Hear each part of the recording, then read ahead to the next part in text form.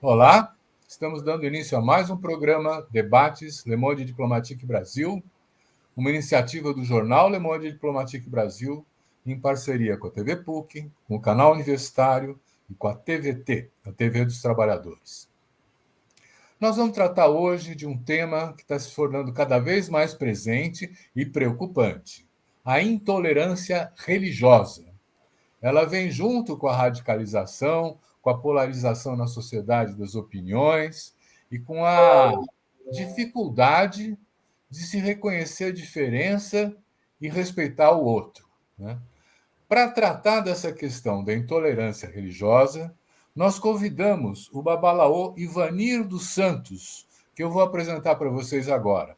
Muito obrigado, Ivanir, por estar mais uma vez com a gente. Você já esteve antes, está voltando, para nós é uma grande satisfação. O Ivanir é doutor em História Comparada pela Universidade Federal do Rio de Janeiro, é membro da Associação Brasileira de Pesquisadores Negros, do Laboratório de História de Experiências Religiosas, do Laboratório de Estudos de História Atlântica das Sociedades Coloniais Pós-Coloniais, é coordenador da Coordenadoria de Religiões Tradicionais Africanas, Afro-Brasileiras, Racismo e Intolerância Religiosa e vice-presidente para a América Latina no Conselho Internacional dos Descendentes das Religiões Ancestrais Africanas. É um resumo do currículo do Ivanir, ele tem mais coisa para apresentar, com certeza, mas já dá uma ideia de com quem nós estamos conversando.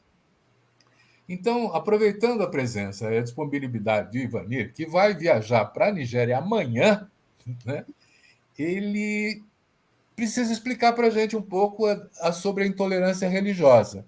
Mas antes disso, Ivanir, eu tenho uma curiosidade, porque eu não conheço, né? Você se apresenta como Babalaô Ivanir dos Santos. O que é um Babalaô? Desculpe a ignorância. Babalaô é um sacerdote milenar que tem na cultura iorubá. É aquele que abre o oráculo sagrado, o oráculo de Ifá, que é a sabedoria divina. Para você entender o Babalaô, você vai ver a prática que está no Antigo Testamento, né, onde todos liam o oráculo e faziam oferenda ao divino.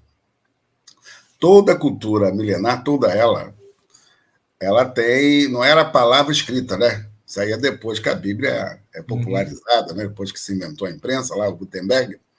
Mas as práticas milenares anteriores, se você pegar de Abraão a Moisés, todos liam o oráculo sagrado, né? E Deus falava com eles através de sinais, que era através do oráculo. Então, Babalaô ainda é este sacerdote, no caso específico dos iorubás é a Nigéria, mas qualquer cultura milenar, se você for observar, tem um sacerdote que fala com o divino, quer dizer, aquele que o Criador fala através do oráculo e que ele é aquele que faz o pacto com Deus para poder ler o oráculo. Por isso ele não pode mentir, tem que ter uma conduta extremamente rígida, não é muito fácil para nós, estamos num país ocidental, é muito difícil. E um dos motivos que você tem de perseguição dessas práticas africanas tem a ver com isso, né? Porque uma vez que a imprensa populariza a Bíblia, né, através lá de Lutero, todos passaram a ter acesso à Bíblia, então tem várias interpretações sobre a Bíblia. Mas se você lê o Antigo Testamento, todas as práticas, quando Deus falava, era através do oráculo, e você fazia oferenda. Digamos que essa prática milenar até hoje, ela existe no Brasil, no chamado candomblé, seja de Queto, do qual os iorubás estão mais inseridos, seja de Angola, que é mais de origem bando, seja Fon. E esse é um dos motivos, de fato, dessa leitura ocidental que demonizam essas práticas. Né? Demonizam, porque aí você tem uma outra construção que é feita depois. Não quero entrar no mérito aqui da fé, né? Não é isso. Estou falando apenas como que essas construções religiosas, elas também são construções sociais, políticas, econômicas e culturais.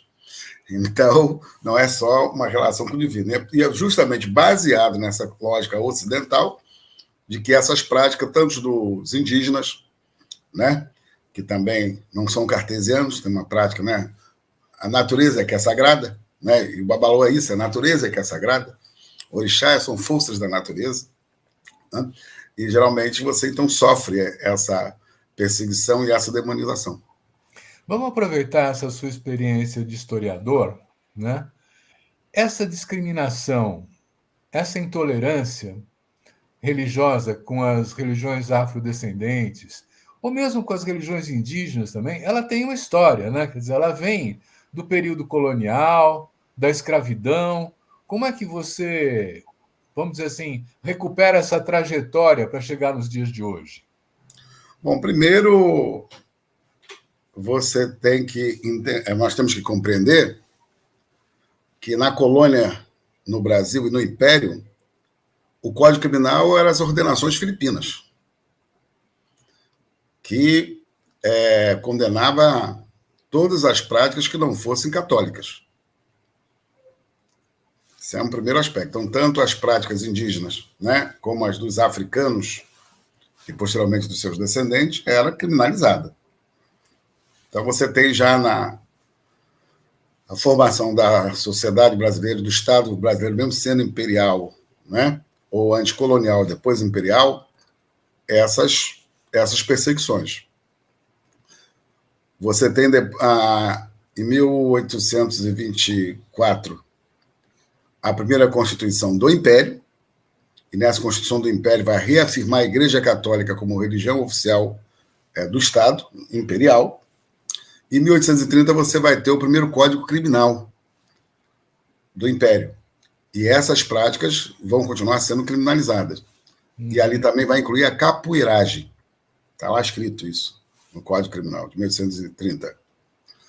E o mais interessante, observar se tinha todo uma... Interessante que na Constituição de 1824 vai apenas abrir para religiões reformadas que poderia ser num ambiente privado e não tinha que ter templo. O templo era só católico.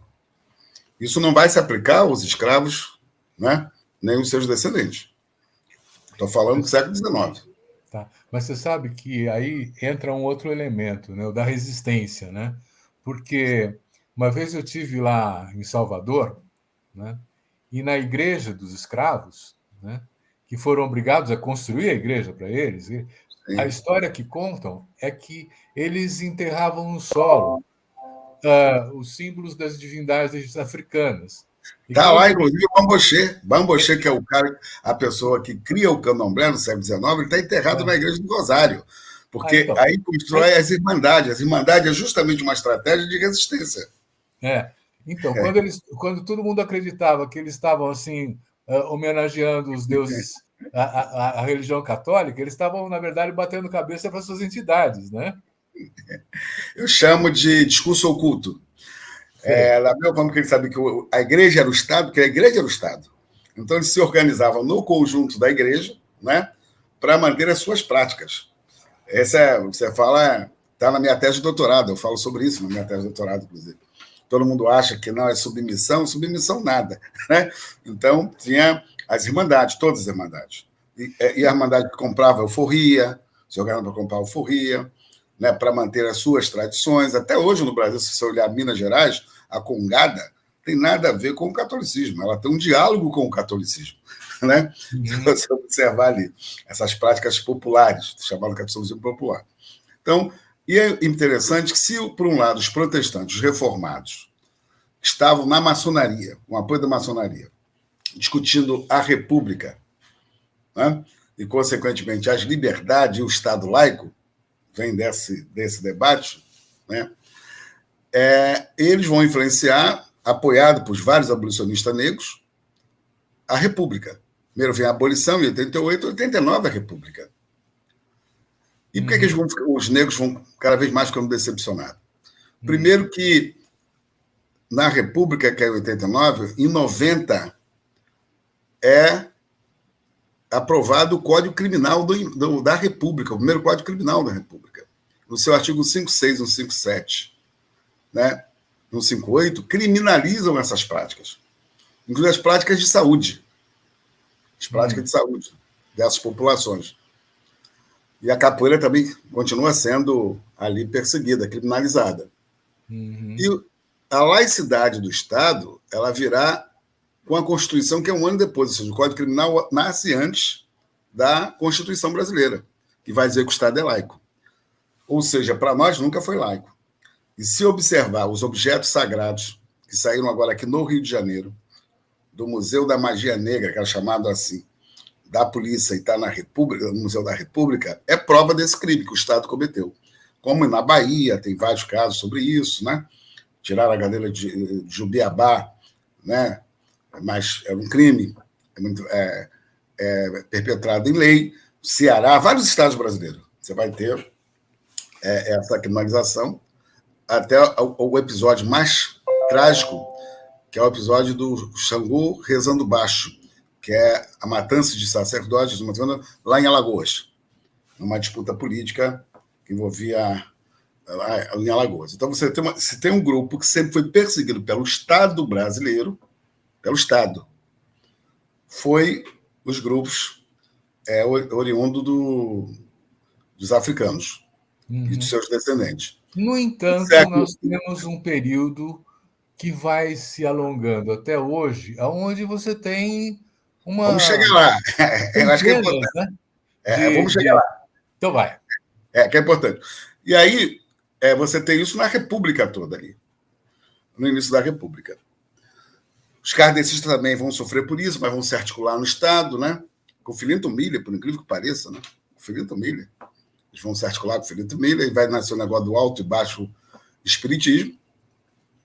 E a Umbanda de Zélio de Moraes, que nasce no início do século XX, também vai ser objeto de perseguição.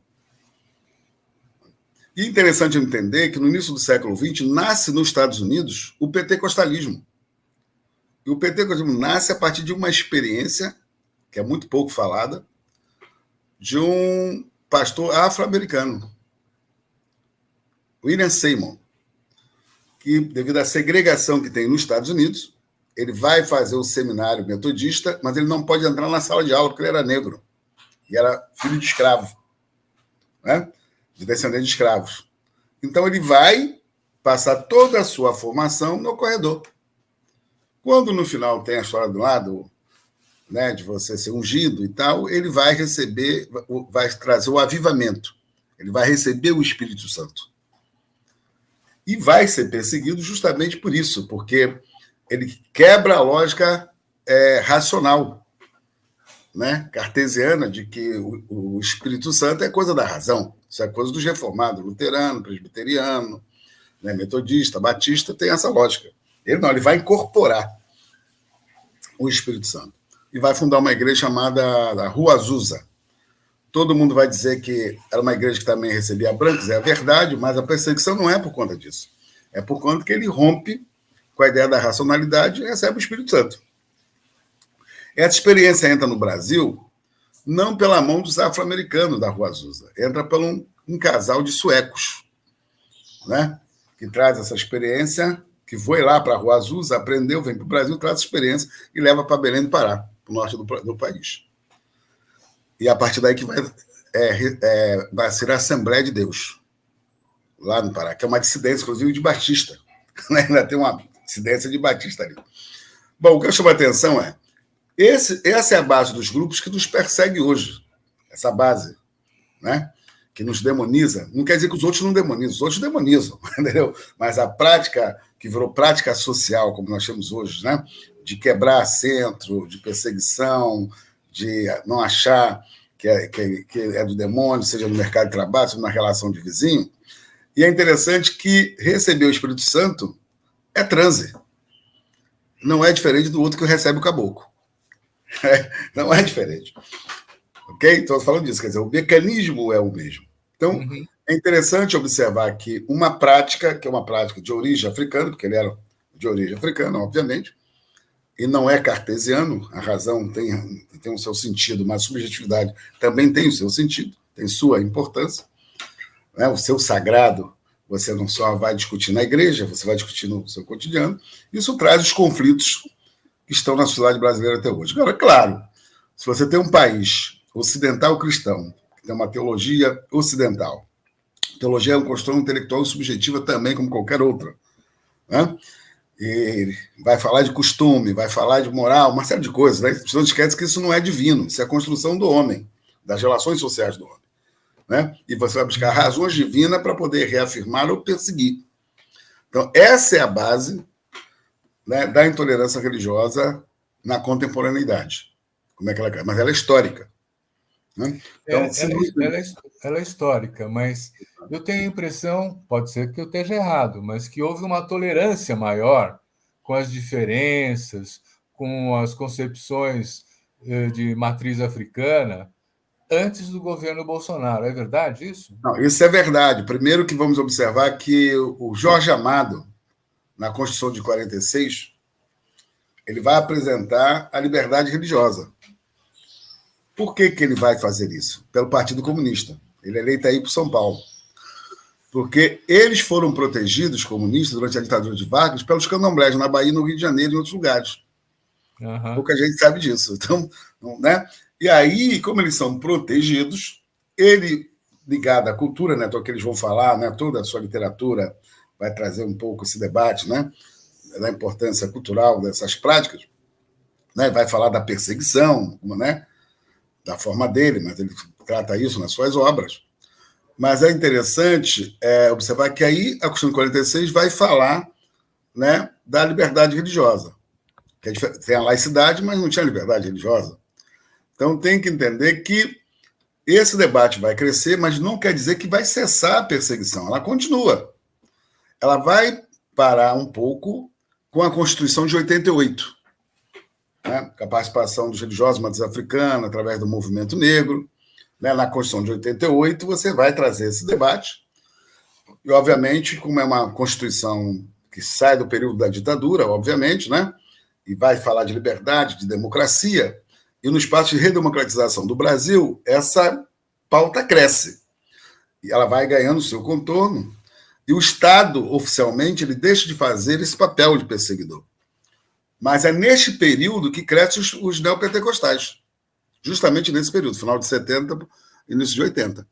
Que são, né, os mais radicalizados? São os mais radicalizados, né? Que vão, inclusive, vão ter acesso à mídia e vão fazer, a partir da mídia, esta perseguição. Então, embora tenha, de fato, mais democracia, é inegável, tenha mais participação, é inegável que nos campos progressistas, né, essas lideranças vão ter um papel muito importante. Um dos importantes desse é o K.O., que era comunista, mas depois vai para o PDT e apresenta a Lei K.O. Né? Você tem o papel do Abdias do Nascimento, né? Você tem papéis de uma bancada negra, né? O Edmilson Valentim, que se elegeu constituinte, né? O próprio Paim, que se elege deputado federal pelo Rio Grande do Sul, e a Benedita da Silva, que é evangélica até hoje, mas que nesta pauta, devido ao seu diálogo com o movimento negro do Brasil todo, né, traz para dentro dessa ideia o espírito do respeito à diversidade.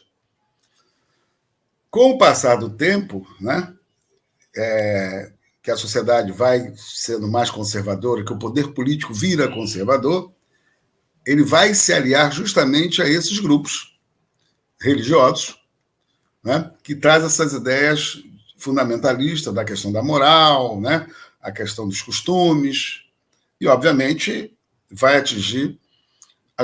vão tentar atingir as nossas práticas. Então, esse é o primeiro dado.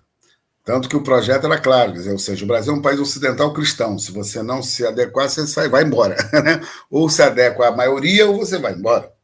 Mas é interessante observar que é o período que mais cresce o debate sobre a questão da intolerância religiosa. E se tinha um grupo que já dizia para a sociedade brasileira que se tinha uma forma do Brasil chegar num Estado autoritário e fascista, era via através da religião.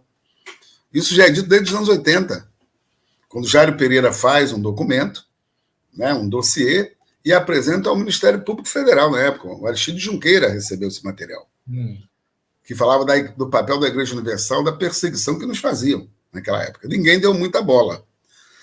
Depois, quer dizer, ou seja, mesmo no campo democrático, os campos mais progressistas não achavam que isso seria um problema. E temos que observar que, mesmo nos espaços, esses grupos neopentecostais cresceram na esfera política a partir desse espaço democrático e de acordos eleitorais com setores progressistas, inclusive. Eleitorais. Porque eles passaram a constituir uma bancada, conseguiram uma coisa que pouca gente conseguia, que era fidelizar o voto, que poucos partidos conseguem isso, eles conseguem, não é à toa que eles estão em vários partidos, não tem um partido único, fora a Igreja Universal tem o seu partido, eles não têm, e foram crescendo e construindo alianças eleitorais muito claras, e participaram, até chama atenção, mesmo no momento que nós estamos vivendo hoje, como eles formam uma bancada importante, vimos ontem até o debate, né, do racha deles lá para discutir o presidente da Frente Parlamentar Evangélica, né, agora tem até briga, né, veja bem, mas eles sempre foram bancada de governo. Eles participaram dos dois, primeiro governo Lula, né, como base de apoio, participaram dos dois governos da Dilma, participaram do Temer e viraram poder real no governo Bolsonaro. Então, chama atenção, quem lê Gramsci entende o que eu estou dizendo. Quer dizer, eles têm uma noção muito clara do Estado ampliado, como é que se apropria, porque a disputa de hegemonia não é contra a Umbanda, o Candomblé, o kardecista, os indígenas, não é minoria. É com os católicos que ainda são hegemônicos na sociedade brasileira. Embora eles conseguem, através da agenda moral, fazer acordo com os setores católicos. Porque eles sozinhos não têm voto para chegar no executivo. Não tem. Eles só chegam no exexecutivo se uma parcela significativa de outros grupos religiosos os apoiaram. E aí que entra a agenda moral. A questão do aborto, né? A questão da demonização que faz com relação aos cultos de matriz africana, a questão da misoginia, da homofobia. Né? Essa é que traz a pauta essencialmente conservadora.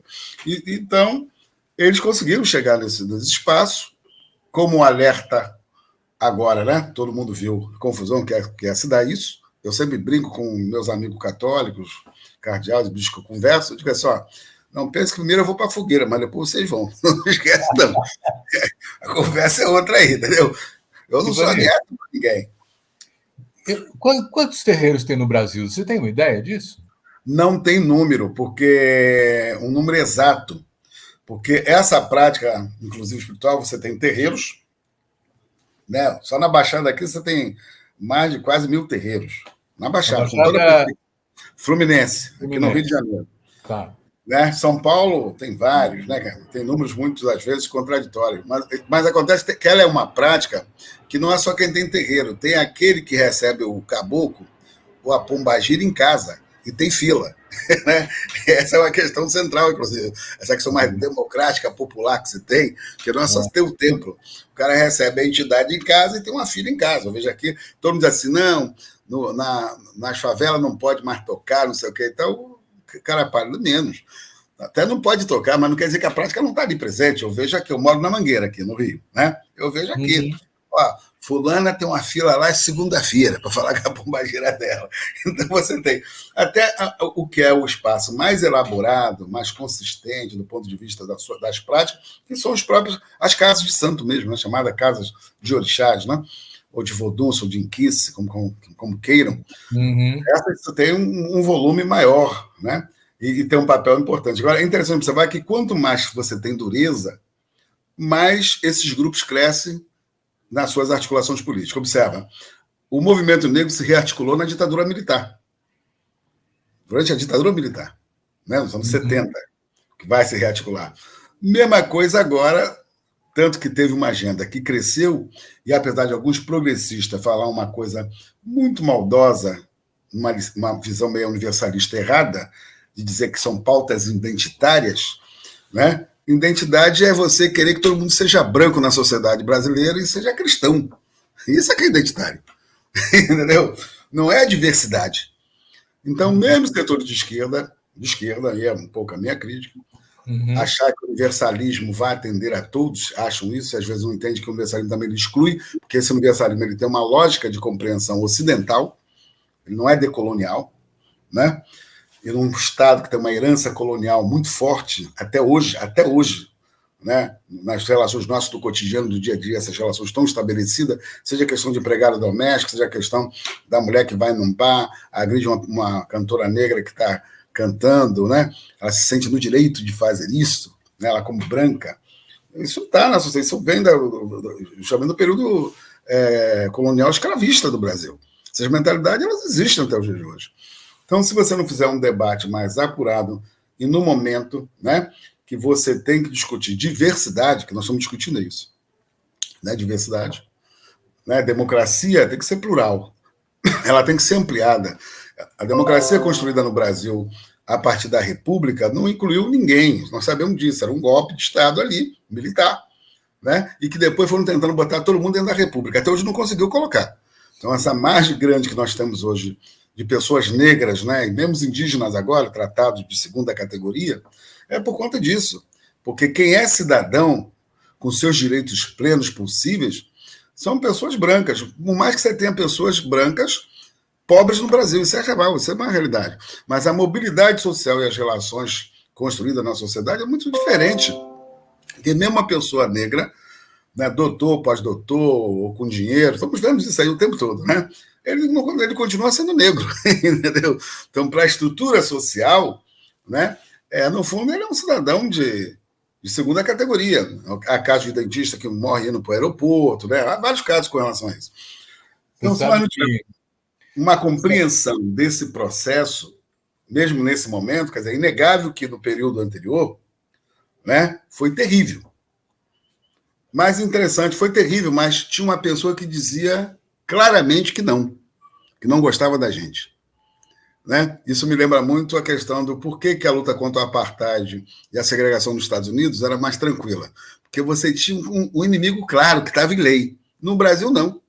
No Brasil está na subjetividade. Então, mesmo o cara que diz que é legal, que é antirracista, fala do racismo estrutural, as suas atitudes, às vezes, são extremamente racistas.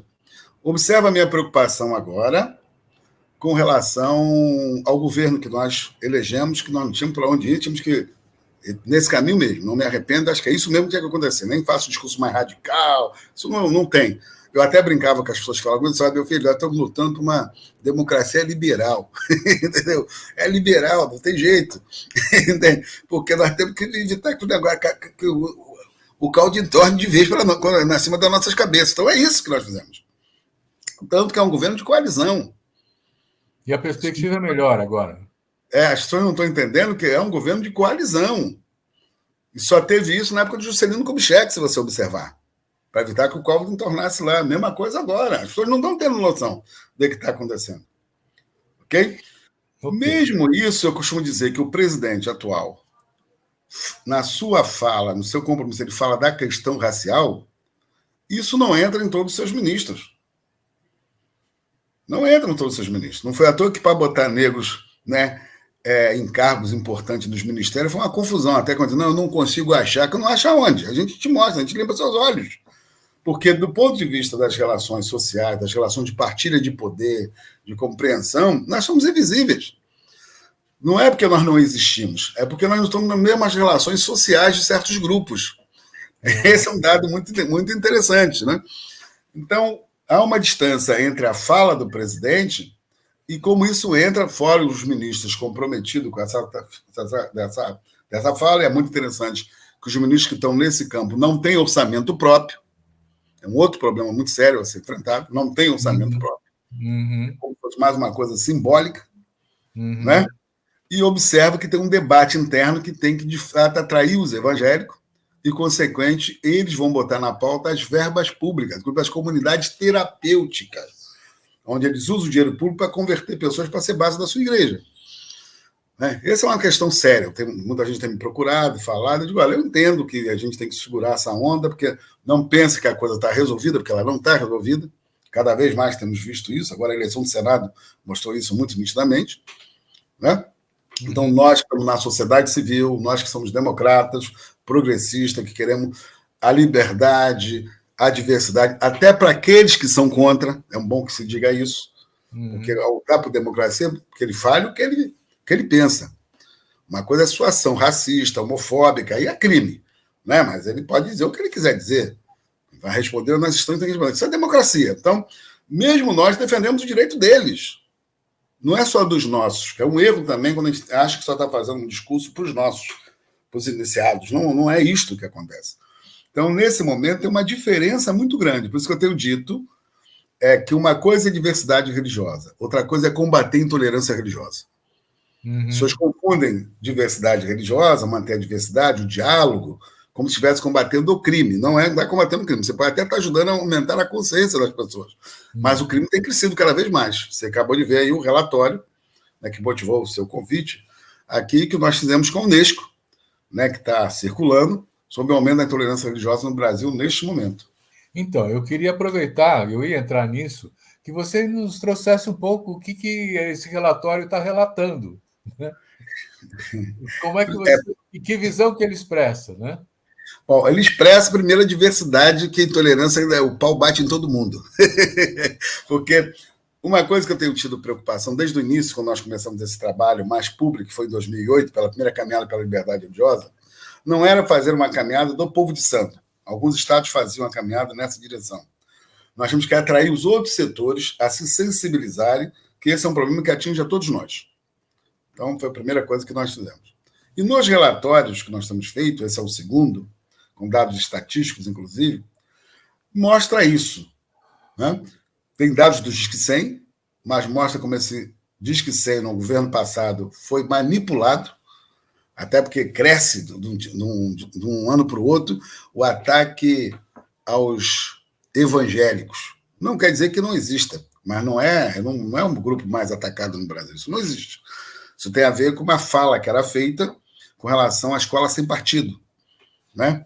E, consequentemente, estimulava as pessoas a fazerem denúncia nas escolas, dos professores e tal. Então, obviamente, esse dado vai aparecer ali. Né? Mas, se você observar o relatório, além do dado do Disque 100, tem casos em alguns estados que não tem caso nenhum de tolerância pelo Disque 100. Aí nós fizemos uma pesquisa, né, tanto o Bruno como o Luan, que são os técnicos que fizeram esse trabalho mais estatístico, e vão descobrir na internet que tem casos lá que não constam no Disque 100, muito maior do que aparece no Disque 100. Então, isso já demonstra que é uma coleta de dados, o Disque 100 precisa ser reformulado. Eu espero, já conversei com o ministro Silvio Almeida sobre isso, que o Disque 100 precisa ser reformulado, né? Para captar melhor essa realidade de todo... Disque 100 é a denúncia contra o racismo? Não, contra o racismo e contra a intolerância. Contra tudo, né? Homofobia também, contra tudo. Você tem... Mas nem todo mundo liga para o Disque 100 quando tem algum problema, mas o Disque 100 seria isso. Ok? Mas são dados do próprio governo. Mas, quando eu estava formatando o relatório, eu disse, não, mas a gente tem que também subrepresentado no Disque 100 a islamofobia, os indígenas e o antissemitismo. Então, eu fui buscar relatórios específicos que falavam sobre isso. Tem um da USP, da islamofobia, conversei com a professora, né? Botamos os dados, citamos lá a fonte, e ela fez um artigo para esse relatório nosso. Fui ver que a comunidade judaica, a mesma coisa, né? Tinha um observatório sobre e mostrando quanto nos últimos 4 anos cresceu o antissemitismo. E é interessante porque é uma parcela conservadora judaica que apoiava o projeto do governo. E mesmo assim cresceu o antissemitismo. Né? São vítimas do antissemitismo. Isso é um dado importante ser percebido. Então, está ali também no relatório e uma questão específica da causa indígena, que é a questão das casas de rezas que são queimadas dos indígenas, no Mato Grosso, em outros lugares do Brasil. Então, ao trazer isso para o relatório, você traz uma amplitude, porque, embora nós sejamos os mais atingidos, é verdade, religiosos de matriz africana em todo o Brasil, mas é importante trazer isso com uma preocupação de uma esfera mais geral da sociedade brasileira. Por isso que ele repercutiu.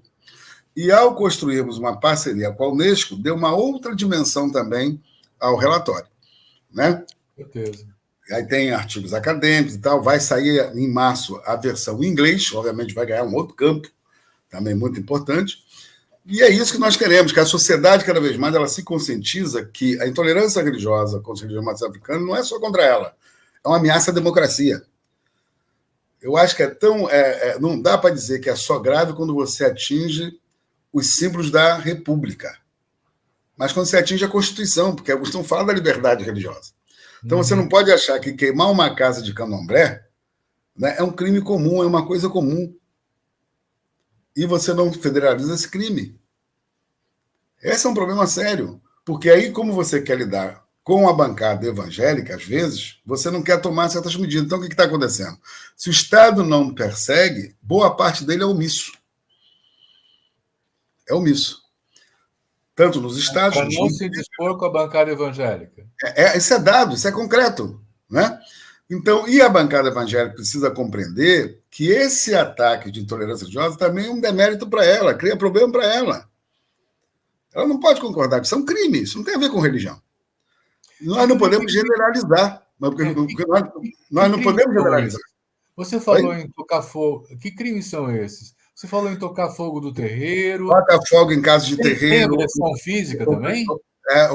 Tem morte. No Nordeste já tem morte. O maior símbolo da intolerância religiosa hoje no Brasil, que nós comemoramos dia 21 de janeiro, é a morte da mãe Gilda, na Bahia, quando ela viu sua foto estampada no jornal da Igreja Universal, chamando ela de charlatã, nos anos 90. Aí ela vem a ter um AVC, ficou enferma, né, no hospital, não saiu, depois teve sua casa atacada fisicamente, logo posteriormente depois, e vem a falecer nesse dia. Tem morte. E eu não posso acreditar que você fala lá das questões do Oriente Médio, né, do fanatismo aqui, ali, ou Europa e tal, e no Brasil é interessante que é perpetrado por grupos cristãos. Mesmos grupos que nas suas publicações reclamam de que têm suas casas ou são perseguidos ou na África ou lá no Oriente Médio. Né? Eles falam sobre isso, mas aqui eles são indiferentes. Ou seja, eu não posso virar as costas porque o meu grupo aqui não é essa a questão central. A questão central é então, a democracia brasileira em todos que não são religiosos. Tanto que é até muito interessante que muita gente que tem participado dos nossos debates são pessoas que não têm religião. Até porque é um direito, né? Entendeu? É um direito, porque lá está dito, né? O Criador lhe deu um dom divino. Todo mundo fala isso, até é interessante falar isso, né? Mas qual é o dom divino? É do livre-arbítrio. Então você não pode nem acreditar nele. Entendeu? É problema teu. Eu, como religioso, acho assim, mas é um problema teu. Entendeu? Mas eu não posso dizer que você é dentro dos demônios, eu não sei o que. Não posso dizer isso. Porque são os debates ideológicos, né? Questão do materialismo histórico, né? Questão da teologia, do igreja ópio do povo. Aí se mistura essas confusões todas, esses debates todos. Então tem que entender que, no caso brasileiro, primeiro que é um Estado que ele nasce tutelado por uma religião. As instituições do Brasil, todas elas, judiciários, não é à toa que, quando toma posse, tem que jurar sobre a Bíblia. Até hoje. Mas nós estamos falando dos cristãos ou nós estamos falando dos católicos? Eu estou falando dos cristãos em geral, porque eles também se apropriaram. Porque nesse ponto é ponto comum. Se você pegar a questão religiosa, por mais que tenha briga, mas tem um ponto comum. É um ponto comum. Correto? Um ponto comum. Agora, tem um grupo minoritário, né, que tem pagado um preço muito forte com relação, por serem cristãos, e se colocar favorável à nossa agenda. O maior exemplo disso é o pastor Kleber Lucas. Né? Kleber Lucas. Ele paga um preço. Ele é meu aluno, inclusive, na universidade. Foi meu aluno no mestrado, meu aluno no doutorado. Meu amigo. Né? Ele paga um preço. Que eu fiquei muito feliz agora o pessoal reconhecer o Kleber Lucas. Né? Porque também não reconhecia, porque mesmo no nosso campo progressista, as pessoas às vezes têm uma visão totalmente deturpada com relação a alguns papéis de religiosos. Né? Tem muita confusão. Uma das coisas que eu acho, Ivani, é que, inclusive, essa crítica mais generalista e superficial está botando muita gente no mesmo saco, né? Quer dizer, você tem evangélicos que são muito interessantes, muito comprometidos com a democracia, com os direitos. Sim. Tem a Frente Evangélica pelo Estado de Direito, sim, tem várias coisas, né? Então, nós estamos falando mais dos neopentecostais como sendo os mais radicais? Eu estou falando dos evangélicos em geral? Não, eu estou falando do pensamento conservador fundamentalista. É disso que eu falo. Conservador todo religioso é. Entendeu? Exemplo, se você tocar no abate religioso, eu vou brigar com você. Entendeu? É uma postura correta. Tem gente que acha que pode dar a galinha, o caldo quinó na oferenda. Eu vou dizer nunca. Entende? Mas, sabe? Então, conservador, todos nós, mesmo os progressistas, né? Tem uma questão conservadora. Então, essa não é o debate. O debate é o pensamento fundamentalista, racista, homofóbico, misógino. É disso que nós estamos falando. Então, quem expressa este pensamento, tem gente que até pensam assim, mas não expressa. Né? E quando expressa e faz disso de uma campanha, é isso que nós temos que combater. E aí, separar o joio do trigo, na verdade. Porque a ampla maioria, inclusive, de evangélicos, né, a questão está nas lideranças. Elas não pensam assim. Tem gente até que retrai isso. Eu moro na Mangueira, rapaz, nunca fui atacado aqui. Entendeu? A minha casa é Ruth Stein Neemias, Antigo Testamento puro. Tem debate, não sei o quê, você vai ter sempre. Né? E nas comunidades anteriores se convivia numa boa. Né? Surge pobre, nos anos 40, 50, era casa de santo. Tinha dor de barriga, tinha que falar com a mãe de santo com a rezadeira. Entendeu? Uma espécie de terapia que se fazia lá. Né? Então todo mundo ia lá, entendeu? Até as crianças evangélicas, no 27 de setembro, no Corno da Damião, a mãe virava as costas e comia o doce. Entendeu? Agora, quando você pega o doce hoje e diz que esse doce é do demônio, e pega um outro saco de doce e diz que esse aqui é ungido, que ou seja, Jesus não tem fábrica de doce. Isso é a maldade do ser humano. Isso é uma construção que existe. Então, é contra essa construção maligna, pecaminosa, que é pecaminoso, é que nós temos que nos insurgir. Não é contra os evangélicos, eu concordo com você, não é contra os evangélicos. Eu acho que quando você generaliza, você cria muito problema. Não é à toa que a gente só age a partir de 2 atos. Então, ato é crime, não tem a ver com religião. Mesmo se vier do meu campo religioso, da minha pertença. Né? Nós temos que separar a igreja como instituição e a religião, né? Porque você acabou de dizer que tem algumas lideranças que são evangélicas que são responsáveis por esse tipo de polarização, né? Mas nós não podemos falar que a igreja é, né? Bom, depende do... Porque como são várias igrejas, né, também tem isso que tem que observar, eles falam muito em nome da igreja, isso é cartesiano, né? Você fala em nome da instituição, não de você como indivíduo. Por isso, quando você generaliza, você tem confusão. É igual você falar polícia, você vai brigar com todo mundo. Tem um bom policial e um mau policial. Né? É a instituição. Então, a gente tem que saber refinar a estratégia para isso. Mas observa que a maioria dos intolerantes são empresários. Boa parte da bancada evangélica são empresários. Basta ver o que aconteceu com a questão da vacina. Da Covid. Quem estava metido ali nas negociatas da vacina. Percebe? Observa ali. Basta observar a questão do MEC, que envolveu o MEC. Então, se você observa, porque as pessoas acham que é só a religião. Não. A religião ela tem também uma construção social, política e econômica. Só que a pessoa não está preocupada com a pobreza da sua maioria dos seus adeptos que estão nas comunidades. Não é essa a preocupação econômica deles. É usar o poder político para aumentar o meu negócio e a minha força política para eu ficar mais rico. Não é à toa que muitos compraram jatos. São coisas diferentes. Então, se ele estivesse preocupado, né, com os empobrecidos, eu digo isso que estão aqui na minha comunidade, que encontram comigo, né? Como eu fui falar com uma liderança, eu disse para ela assim, você já viu quando é assassinado uma criança evangélica negra na sua comunidade, se o pastor rico vem aqui, ser solidário à família, ajudar a enterrar e exige das autoridades que possa investigar o crime? Não, senhor. Aí o cara diz, não, vai tirar foto com o senhor, para você ver como é que é.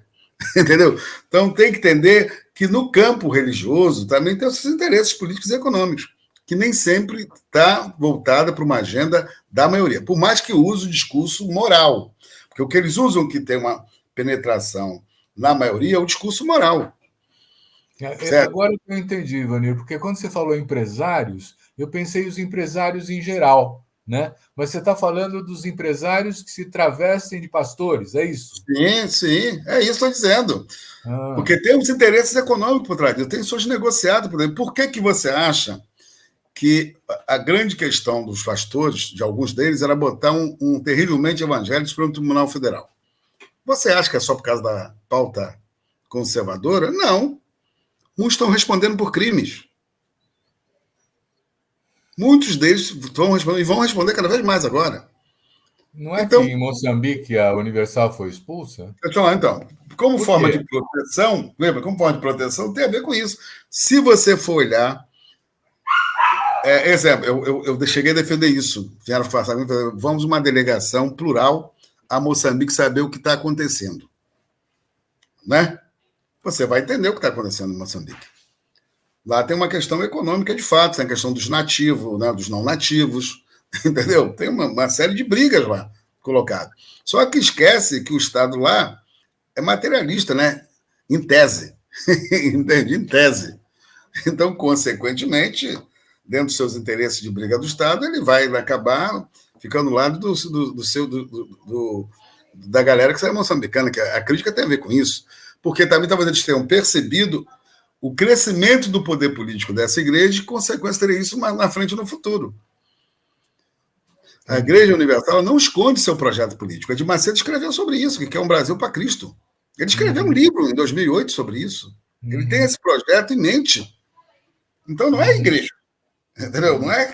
É negócios, são interesses de poder político. Como Moçambique pode ser uma das hipóteses, como eu não estive lá para ouvir os vários lados, né? Entendeu? Que uma coisa se for por questão de intolerância religiosa, aí vai ter minha solidariedade, obviamente. Mas para que eu possa formar um pensamento sobre isso, eu tenho que ir em loco, ouvir as várias opiniões que existem sobre isso. Né? Porque uma igreja que aqui produz a intolerância religiosa não vai demonizando as religiões de matriz africana. Em África não vai fazer isso com as culturas tradicionais de lá? Vai se ferrar. Não é à toa que ela não prosperou na Nigéria. Porque na Nigéria, se falar de orixá, você está fora. Porque lá tem um estado de Ogum. Entendeu? Aí você vai dizer no estado de Ogum que Ogum você está lascado. Não prospera naquela cultura. Então, assim, eu prefiro, nesse caso lá de Moçambique, eu defendo que uma equipe plural vá lá e escute. Entendi. Correto? Escute. Se de fato for intolerância, tudo bem. Cabe a nós termos uma posição dura com relação a isso. Agora, se não for só isto, pela postura que eu vejo no Brasil desse grupo religioso, por mais que ele tente mudar um pouco, e olha que tem muitos negros, né, nessa base. Muito interessante, tem muitos negros nessa base. Aqui no Brasil, inclusive. O pentecostalismo é onde tem uma maioria negra. A maioria negra não está no candomblé. Não está, pelo contrário, tem muito mais branca que está no candomblé hoje. É por isso que eu digo que o racismo religioso não se aplica. Todo mundo, racismo religioso não se aplica. Do ponto de vista epistemológico, tem que pensar melhor sobre isso, não se aplica. Porque a hora que um negro neopentecostal discriminar um candomblessista branco, você vai dizer o quê? Que ele cometeu racismo? Não tem racismo reverso, como é que você vai explicar? Entende? Por isso que palavra de ordem é uma coisa. Agora, para poder pensar e dialogar, temos que refletir bem sobre isto. E você vai dizer que um branco no candomblé passa por todos o seu trâmite, tem todos os seus direitos, vira sacerdote, mas ele já está isento de ter atitude racista? Onde está escrito isso? Entendeu? Não, entendeu? Porque, afinal de contas, ele é beneficiado pela estrutura social que é racista. Isso é óbvio, nós estamos vendo isso acontecer. Não quer dizer que você vai chamar ele de racista, não é isso que eu estou querendo dizer. Estou falando que, para poder ir melhor para esse debate, né, temos que aprofundar mais, refletir melhor sobre isso, né? Mas, independente... Nós estamos chegando ao final da nossa conversa, o tempo passa rápido, né? Pra caramba, hein? Eu não queria deixar de perguntar para você, olhando para frente, olhando para o futuro, né? Como é que a gente enfrenta a intolerância religiosa? Como é que a gente consegue uma sociedade capaz de reconhecer essa pluralidade, essa diversidade e respeitar as crenças e os direitos de todo mundo, hein? E até do não ser. Primeiro, na defesa da democracia. Por mais que ela seja imperfeita para o meu grupo, né? Por mais, né? Para os negros ainda não existe uma democracia plena, muito pelo contrário, né? Genocídio da democracia não chegou na favela. Não chegou, nem nos indígenas. Já todo mundo agora gritando, então, não chegou. Né? Mas não chegou naqueles chamados originários, né? Não chegou. Mas vamos lutar para chegar. Eu acho que a gente tem que jogar para poder ampliar. Mas eu sou favorável ao debate e ao diálogo. Eu sou favorável ao debate e ao diálogo. Mas, por outro lado, o que é crime é crime. Não dá para passar a mão na cabeça. E aí precisa melhor também preparar os operadores de direito, para que eles consigam entender como se aplica. Porque, às vezes, o Estado é laico nesse sentido. Né? O professor faz prova para dar aula, aí quando chega lá, quer falar da religião dele, né? Tem que mandar o menino ler o versículo da Bíblia, não pode, o Estado é laico, cara. Entende? Aí o outro na Assembleia ou na Câmara Municipal tem um dia lá do pastor, aí outro dia tem um dia do padre, aí quando um cara desiste, mas se chegar lá e dizer assim, ó, quarta-feira, o dia da vovó Maria Conga, não pode. Entendeu? Então, que laicidade é essa? Então, diversidade é todos. Por mais que eu não goste, eu vou conviver com todos. Isso é um longo período ainda. O debate está crescendo. Eu acho que o debate está crescendo. Muita gente está abrindo sua consciência, está vendo, porque já viu que isso é uma ameaça à democracia, quando é ameaça a todos nós. É a liberdade religiosa, é a liberdade de expressão, é a liberdade política, é isso que está em jogo. É o que estava no projeto anterior. Então, nesse momento, eu sou favorável que nós consigamos dar a mão a todos e fazer um debate, inclusive, com os setores que são contrários. Porque tem uma maioria que ela é ignorante do que acontece, na verdade. Em toda a maioria do Brasil sabe o que acontece na questão política. Uma coisa é o cara dizer que vai ter o Bolsa Família, o cara vota pelo Bolsa Família, mas ele não entende que democracia, ter acesso à escola de qualidade, a qualificação profissional, são coisas que são totalmente diferentes. É a questão de imediato. Então, se não enfrentar, inclusive, na lei, uma oportunidade que esse governo tem, é o que ele não conseguiu fazer anteriormente, é a aplicação da Lei 10.639, que foi acrescida com a questão dos indígenas, nas escolas. Isso é um debate contra-hegemônico nas escolas. Então, tem que estar no orçamento, a capacitação dos professores, produção de material didático. Esse é um caminho possível e que dá conflito. Muitos não aplicaram, você vê, prefeituras não aplicam, por conta da questão evangélica, porque eles capturaram essa lei como se fosse uma lei de religião, e não é. Ela é de história e cultura. Ela fala da história da África, das culturas africanas, da história do afro-brasileiro, da cultura afro-brasileira, e depois incorporou a questão indígena, na 11.000, alguma coisa. Questão indígena. É disso que está falando. É da diversidade do Brasil. Não está falando de religião, mas como capturou, porque se você põe um atabaque na sala de aula, parece que você botou pro Macumba, não tem nada a ver, entendeu? E aí é o choque cultural. Mas tem que enfrentar esse debate. Esse debate não dá para ser feito se eximindo dele. Eu acho que é uma oportunidade agora, porque ela foi a primeira lei sancionada, ela não é do Lula, ela foi sancionada por ele em 2003. Primeira lei. Como assim ele sancionou a primeira agora do racismo. Né? Então, do ponto de vista simbólico, isso é muito importante. Da execução, da implementação, é muito mais ainda. Tá muito bom. Olha, eu preciso agradecer muito ao sacerdote Bababaô Ivanir dos Santos. Ótimo ter você aqui com a gente de novo. Desejo uma boa viagem à Nigéria, né? Que tenha sucesso nos seus empreendimentos lá também. E agradecer a você também que nos assiste, dizendo semana que vem tem mais. Obrigado. Eu agradeço.